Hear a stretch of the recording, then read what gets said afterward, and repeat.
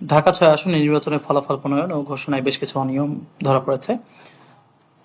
উক্ত আসনটিতে বিএনপির পক্ষে ধানের শীষে ইশরাক হোসেন এবং বাংলাদেশ জামাত ইসলামের পক্ষে দাঁড়িপাল্লায় মোহাম্মদ আব্দুল মান্নান প্রতিদ্বন্দ্বিতা করছিলেন। নির্বাচনের দিন রাত ১১টা ১ মিনিটে বাংলাভিশন একটি সংবাদ প্রচারিত করে, যেখানে ইশরাককে বেসরকারিভাবে নির্বাচিত করা ঘোষণা করা হয়। বাংলাভিশন মূলত ইশরাক হোসেনের মালিকানাধীন একটি টিভি প্রতিষ্ঠান। তখনও চূড়ান্ত বেসরকারি ফলাফল প্রকাশ করা হয়নি। ২০টি কেন্দ্রের ফলাফল তখনও প্রকাশ করা বাকি ছিল।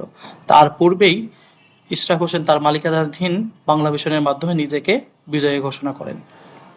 আমরা যদি এই নির্বাচনের আরো কিছু অনিয়মগুলো দেখে আসি, আমরা বিভিন্ন কেন্দ্রভিত্তিক অনিয়ম, যে কেন্দ্রভিত্তিক সিট আমাদের হাতে এসেছে সেখানে বেশ কিছু অনিয়ম দেখা গেছে।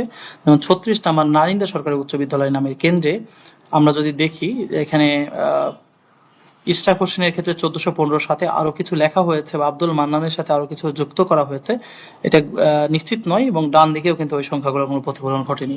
এই কাটাকুটির কি কারণ এটি নিশ্চিত হওয়া যায়নি।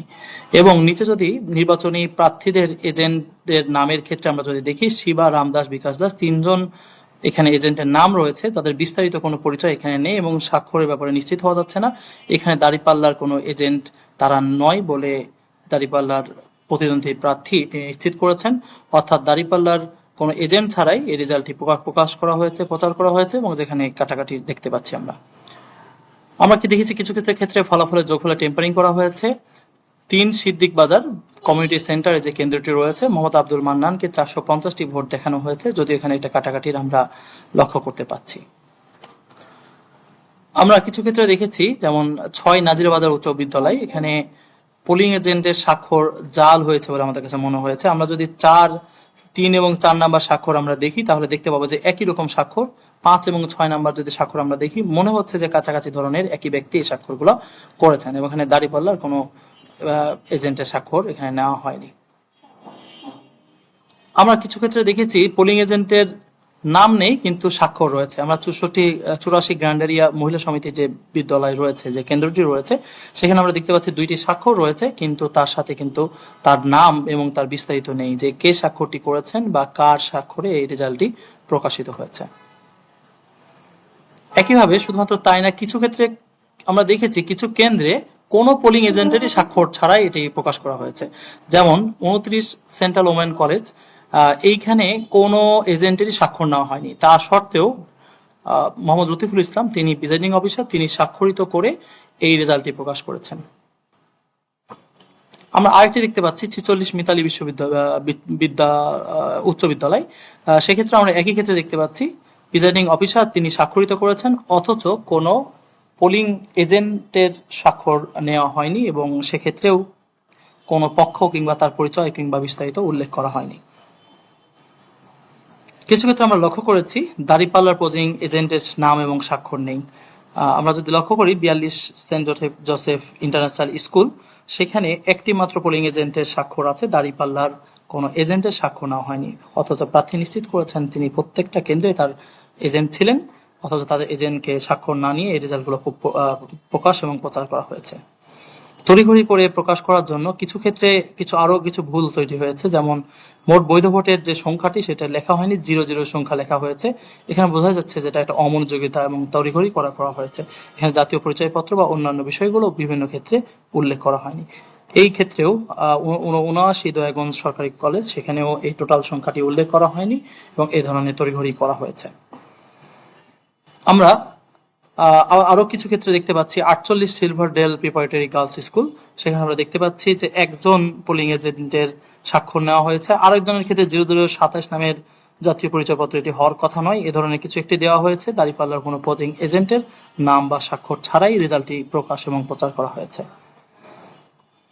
আমরা আগেরগুলোতে দেখেছি প্রত্যেকটা ক্ষেত্রে ভোট কেন্দ্রের নাম বা অন্যান্য বিষয়গুলো মূলত প্রিন্টেড, এবং এটি মূলত রিটার্নিং অফিসার থেকে জানানো হয়েছে, টাইপ করা সিট সর্বত্র সরবরাহ করা হয়েছে। কিন্তু আমরা ৯৭ গ্র্যান্ডের দেখেছি এটা টাইপ করা নয়, বরঞ্চ হাতে লেখা একটি সিটের মাধ্যমে রেজাল্ট প্রকাশ করা হয়েছে, যেটি একটি অন্যগুলোর সাথে অসামঞ্জস্য বলে আমাদের কাছে লক্ষণীয় হয়েছে। কিছু ক্ষেত্রে পেন্সিলের মাধ্যমে লেখা হয়েছে এবং কোনো স্বাক্ষরও নেই। আপনারা যদি দেখেন ৫৫ কবি নজরুল সরকারি কলেজের এখানে কোনো পোলিং এজেন্টের স্বাক্ষর নেই, সেক্ষেত্রে কিছু নাম আছে। অসুবিধা হচ্ছে যে এইখানে আপনারা যদি লক্ষ্য করে দেখেন ভালো বোঝা যাচ্ছে কিনা, এটা পেন্সিলের মাধ্যমে লেখা হয়েছে, যেটা যে কোনো সময় মোচনীয়। আমরা যদি সেই ভিডিওটা দেখি এখানে বোঝা যাবে যেটা মোটামুটি পেন্সিলের মাধ্যমে লেখা হয়েছে, এবং পেন্সিলের মাধ্যমে লেখা হওয়ার কারণে এই যে বিষয়টি যে কোনো সময় মুছে আবার পরিবর্তন করা সম্ভব। কিছু ক্ষেত্রে আমরা দেখেছি যে এখানে কার্বন কপি ব্যবহার করা হয়েছে, এবং কার্বন কপিতে স্বাক্ষর আবার মূল স্বাক্ষর ব্যবহার করা হয়েছে। তো সেই বিষয়টি আমরা নিশ্চিত নয় যে কেন এটি ব্যবহার করা হয়েছে। 81 মনিজার রহমান গার্লস স্কুলে এটি ব্যবহার করা হয়েছে। কোনো কোনো ক্ষেত্রে দেখা গেছে যেখানে পোলিং এজেন্টের জাতীয় পরিচয়পত্র বা প্রতিদ্বন্দ্বী প্রার্থী কারা সেই বিষয়টি উল্লেখ না করেই মূলত এই রেজাল্টগুলো প্রকাশ করা হয়েছে। এমনও দেখা গেছে যে প্রিজাইডিং অফিসার যিনি ওই কেন্দ্রের প্রধান, যেমন জামিয়া আরাবিয়া মাদ্রাসা যেটা, তা ওনার স্বাক্ষর ছাড়া এটা প্রকাশ করা হয়েছে, যেখানে অবশ্য জাতীয় পরিচয়পত্র এবং প্রতিবন্ধী প্রার্থীদের এজেন্টেরও বিস্তারিত নেই, তবে প্রিজাইডিং অফিসারের স্বাক্ষর ছাড়াই কিন্তু এই রেজাল্টটি প্রকাশ করা হয়েছে। সামগ্রিকভাবে আমরা দেখতে পাচ্ছি যে কিছু কিছু কেন্দ্রে রেজাল্ট কাটাকাটি করা হয়েছে, যোগফলে কাটাকাটি করা হয়েছে। কিছু ক্ষেত্রে আমরা দেখেছি কোনো পোলিং এজেন্টেরই স্বাক্ষর নেই, কিছু ক্ষেত্রে দেখেছি যে আমরা প্রিজাইডিং অফিসারের স্বাক্ষর নেই, কিছু ক্ষেত্রে দেখেছি যে একজনের স্বাক্ষর আছে, কিছু ক্ষেত্রে দেখেছি জাল স্বাক্ষর তৈরি করা হয়েছে, কিছু ক্ষেত্রে আমরা দেখেছি যে পোলিং এজেন্টের বিস্তারিত নেই, কিছু ক্ষেত্রে দেখেছি দাঁড়িপাল্লার এজেন্টের স্বাক্ষর নেই। সামগ্রিকভাবে এই কেন্দ্রভিত্তিক যে ফলাফল যে শীটগুলো, সেখানে আমরা দেখেছি যে ব্যাপকভাবে এগুলো জালিয়াতির বা কোনো ধরনের অনিয়ম করার চেষ্টা করা হয়েছে। এই অনিয়মগুলোর ক্ষেত্রে নির্বাচনের দিনই ফলাফল স্থগিতের জন্য আবেদন করেছেন আব্দুল মান্নান, কিন্তু সেটি কোনো প্রতিকার উনি পাননি। এবং একই সাথে আরো কিছু গুরুত্বপূর্ণ অভিযোগ তিনি নিয়েছেন যে ইশরাক হোসেনের মালিকানাধীন ভবনে মূলত নির্বাচন অফিস ছিল, এবং সে ব্যাপারে তিনি আপত্তি জানিয়েছিলেন। অনেকগুলো কেন্দ্রে বাতিল ভোট উল্লেখ করা হয়নি, যা বেশ অস্বাভাবিক বলে তিনি দাবি করেছেন। প্রিজাইডিং অফিসার নিয়োগে তিনি অনিয়ম এবং পক্ষপাতমূলক আচরণের কথা বলেছেন, এবং এই সংক্রান্ত তিনি আবেদন জমা দিয়েছেন। মহিলা কেন্দ্রের ফলাফলের ক্ষেত্রে দীর্ঘসূত্রিতার মাধ্যমে অনিয়ম করা হয়েছে বলে তিনি দাবি করেছেন। বিশেষ করে মহিলা কেন্দ্রে একটা বড় ভোট জামাত ইসলাম বা দাঁড়িপাল্লার আছে বলে তিনি দাবি করেছেন, এবং দীর্ঘসূত্রিতার মাধ্যমে এই ফলাফলগুলো পরিবর্তন করা হয়েছে। এবং একই সাথে ইশরাক হোসেন তাকে নিজেকে বিজয়ী ঘোষণা করেছেন, তখনও 20টি কেন্দ্রে কোনো ফলাফল আসেনি। এমতো অবস্থায় তিনি আবেদন করেছেন 12 তারিখ দিবাগত রাতে তিনি আবেদন করেছেন, এবং দিলেও সে ব্যাপারে কোনো ব্যবস্থা নেওয়া হয়নি। তিনি 12 তারিখে আবেদন করেছেন জাল ভোটে সহায়তাকারী যে কর্মকর্তা, তার বিরুদ্ধে তিনি ব্যবস্থা নেওয়া হয়, এবং সেটা রিসিভ করা হয়েছে, কিন্তু কোনো ব্যবস্থা নেওয়া হয়নি। তিনি নির্বাচনের দিনই ফলাফল স্থগিতের আবেদন করেছিলেন রাত 00:58, অর্থাৎ নির্বাচনের দিন রাত গড়িয়ে 12:58 তিনি আবেদনটি করেছিলেন, এবং গ্রহীত হয়েছে। তিনি এখানে জানিয়েছেন যে প্রাপ্ত ফলাফলের সাথে প্রিজাইডিং অফিসারের বিবরণী অসঙ্গতি রয়েছে, কিছু ব্যালট বা ভোটের চূড়ান্ত ফলাফলে প্রতিফলিত হয়নি, পূর্ব এবং পরবর্তী সময়ের তথ্যে পার্থক্য রয়েছে, অনেকগুলো কেন্দ্রে বাতিল ভোট নেই, এবং প্রিজাইডিং অফিসারের ব্যাপারে তিনি বলেছেন যেখানে অনিয়ম এবং পক্ষপাতিত্ব রয়েছে। এবং একই সাথে তার আগের আবেদনগুলোর কথা উনি বলেছিলেন, রেজাল্ট প্রদানে যে দীর্ঘসূত্রিতা হয়েছে যা জনের মধ্যে সন্দেহ সঞ্চার করেছেন। এই সকল বিষয়ে উনি বলেছেন যে এটি স্থগিত করে পুনর্গণনা এবং টেম্পারিং সংক্রান্ত তদন্ত করার জন্য আবেদন করেছিলেন। অথচ তার আবেদনের ক্ষেত্রে উনি জাতীয় পত্রপত্রিকায় তার আবেদনের বিষয়টি প্রকাশিত হলেও সে বিষয়ে কোনো তোয়াক্কা না করেই এর ফলাফল তার পরের দিন মূলত রাত 12:58 উনি এই আবেদনটি করেছিলেন। 13 তারিখ সকাল, অর্থাৎ 12 তারিখ রাত 12:58। তারপরে একদিন পরে মূলত এই গেজেটটি প্রকাশিত করা হয়েছে, যেখানে ইশরাক হোসেনকে বিজয়ী ঘোষণা করা হয়েছে, অর্থাৎ তার আবেদনের কোনো তোয়াক্কা বা কোনো ধরনের তদন্ত না করেই মূলত গেজেট প্রকাশ করা হয়েছে, যেখানে অনেকগুলো কেন্দ্রে অনিয়মের খবর রয়েছে। এর আগে উনি 12 জানুয়ারি 2026 উনি অফিস স্থানান্তর এবং স্টাফদের বদলির জন্য আবেদন করেছিলেন তার আইনজীবীর মাধ্যমে। তার আইনজীবী মোহাম্মদ অ্যাডভোকেট আসাদুল্লাহ, তিনি সুপ্রিম কোর্টের একজন আইনজীবী, তার মাধ্যমে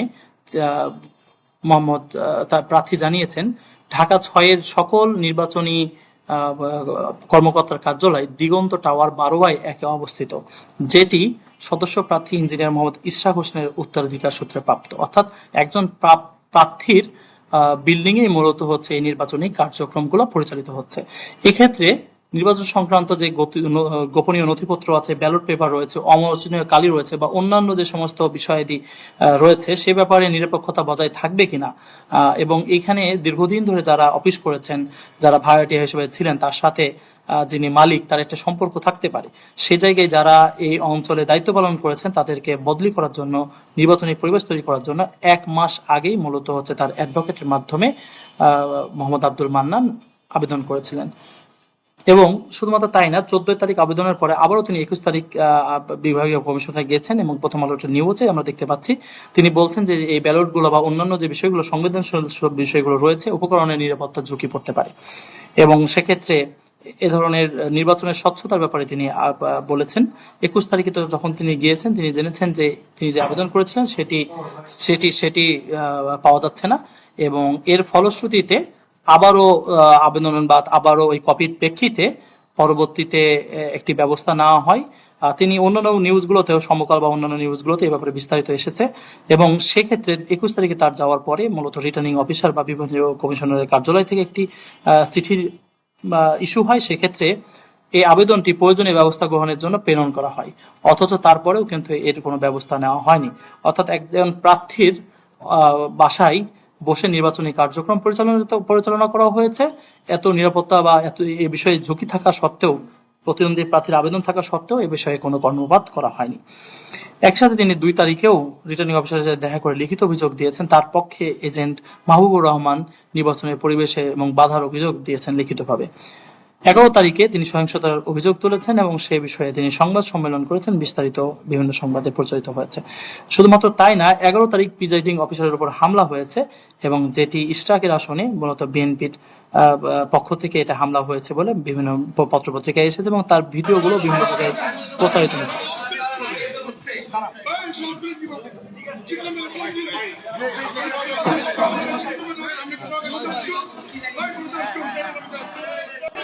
সরকারি ভোট কেন্দ্রে ঢুকে প্রিজাইডিং অফিসারের উপর হামলা হয়েছে সে সংক্রান্ত নিউজও বিভিন্ন পত্রপত্রিকায় উপস্থিত এসেছে, অথচ তারপরেও কোনো ব্যবস্থা নেওয়া হয়নি।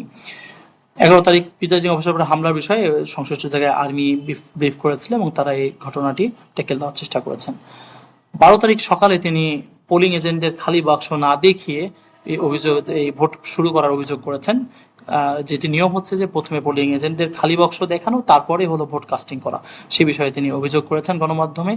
এবং একই সাথে তিনি যে ভোট কেন্দ্রের স্বচ্ছতা তা নিয়েও কিন্তু 12 তারিখ 10:15 তিনি অভিযোগ করেছেন, যেটিও চ্যানেল 24 সহ বিভিন্ন পত্রপত্রিকায় এসেছে।